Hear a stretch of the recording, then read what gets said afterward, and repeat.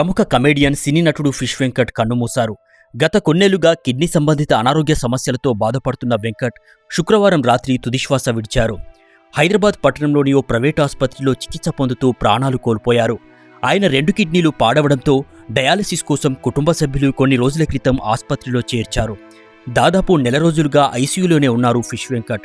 కాగా ఫిష్ వెంకట్కి వైద్య సహాయం అందించేందుకు తెలంగాణ ప్రభుత్వం ముందుకొచ్చింది. ఆయన సినీ పరిశ్రమకు చేసిన సేవల్ని గుర్తించి వైద్య ఖర్చుల్ని భరించి అన్ని విధాలుగా ఆదుకుంటామని మంత్రి వాకటి శ్రీహరి హామీ ఇచ్చారు. ఇంతలోనే ఆయన మృతి చెందడం విచారకరం. ఫిష్ వెంకట్కు 2 కిడ్నీలు మార్పిడి చేయాలని వైద్యులు తెలిపారని ఇటీవల ఆయన భార్య, కుమార్తె మీడియాకు వెల్లడించిన విషయం తెలిసిందే. వైద్య సేవలు పొందలేని స్థితిలో ఉన్నామని, దాతలెవరైనా సాయం చేయాలని ఆమె కోరారు.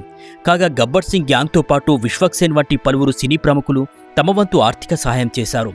ప్రస్తుతం డయాలసిస్ రెగ్యులర్గా చేస్తుండగా ఆయనకి బీపీతో పాటు షుగర్ కూడా కంట్రోల్లో లేకపోవడంతో ఇన్ఫెక్షన్ సమస్యలు తలెత్తాయి.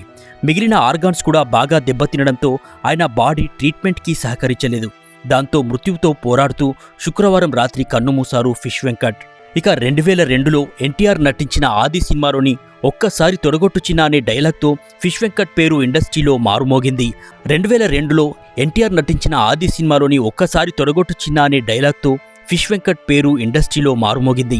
ఆ సినిమా తర్వాత వివి వినాయక్ డైరెక్షన్లో వచ్చిన చాలా చిత్రాల్లో నటించారు. తనదైన విలక్షణ నటనతో తెలంగాణ యాసతో కామెడీ పండించేవారు ఫిష్ వెంకట్.